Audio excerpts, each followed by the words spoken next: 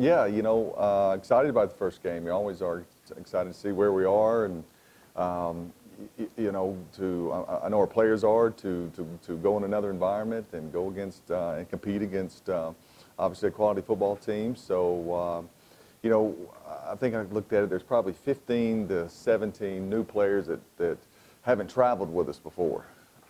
So, new guys in our program. So, although we do have, a lot of six-year guys returning and a lot of familiar faces, there's still, and I'm obviously don't worry about those guys. I'm certainly concerned about the new guys and the first time, how they handle it and get used to us. But it's only going to help us, down the road. But that's my main concerns is just like every year, the first game, making sure you cover all the scenarios and guys know what the expectations are. You talked in the preseason leading up to this about how after you let the kids go out of here from April and May, and then they could keep them out of here in June. Talk about how that attitude and that mentality has carried over to where we are now. There was a lot of carryover X's and O's from just getting good on April 13th. So there was a lot of those were the pros. The cons were not as many workouts as you'd have in the summer, trying to give them some rest. The cons were, with the transfer portal, you obviously added some new guys that can obviously run and jump and have some physical attributes to bring to your team, but they're new, all right, and they're going to be better 3 games into the season than they are game 1. So, it is different, as a head coach, there's different things to consider from one, like you said, April 13th to new season. And then with the portal and, let's see here, West Kentucky's got, 28, new guys in their program from, different Power Fives or FBS programs. So, everybody in the country is probably excited to see their team for the first game and then get into a familiar routine as you go forward. Based on what you saw in fall camp, is there any particular maybe position or area that you're wanting to see most in a game setting?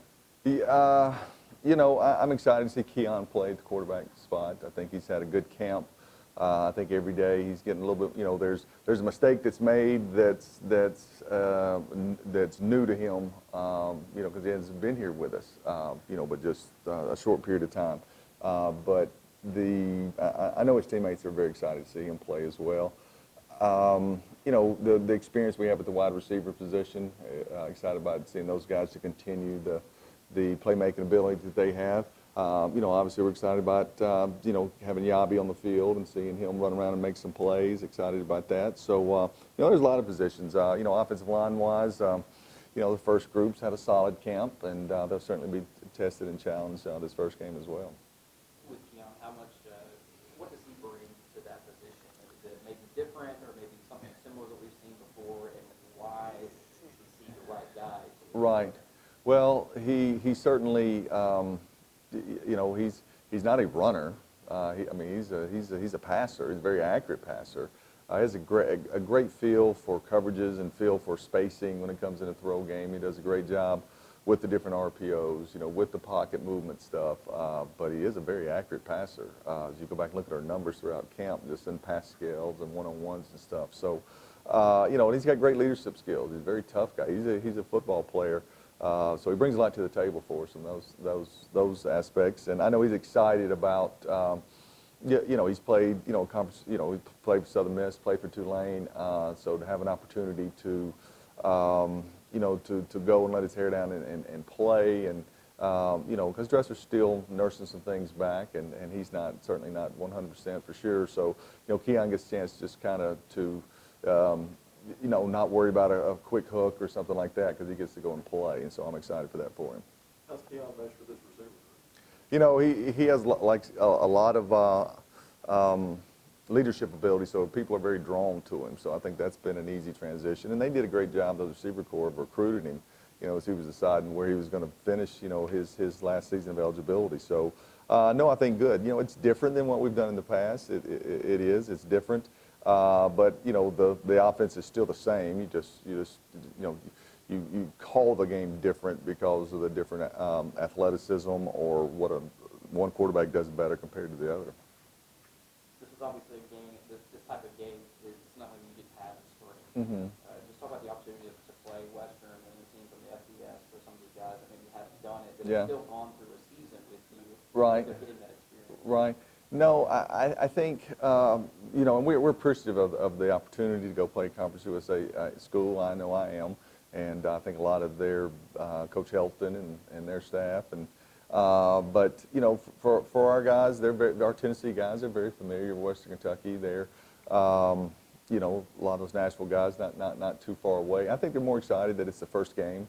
I think they're more excited that, you know, maybe, even though you guys are here in mask and they're having to wear masks in the building, at least there's fans there, and so it'll be different from the fall. So I know I'm excited for the kids to experience that. Coach, is there a difference in the excitement level in the fall versus earlier in the spring? Yeah, I think so. I think the spring, it was just opportunity to play.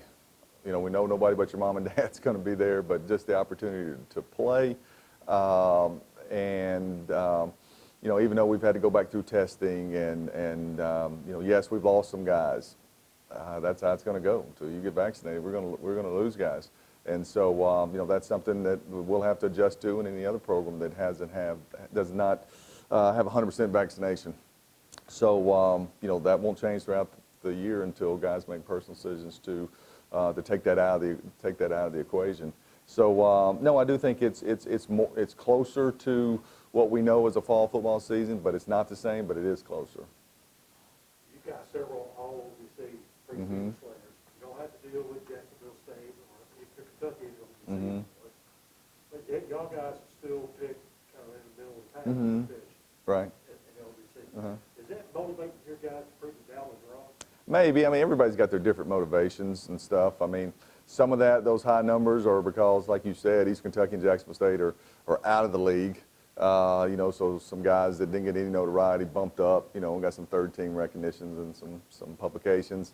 You know, usually that poll goes based on where you finished last year. You know, it just gets duplicated and stuff again. So, you know, heck, if that motivates them, then fire it up. I know, especially with the transfer portal, everything changes.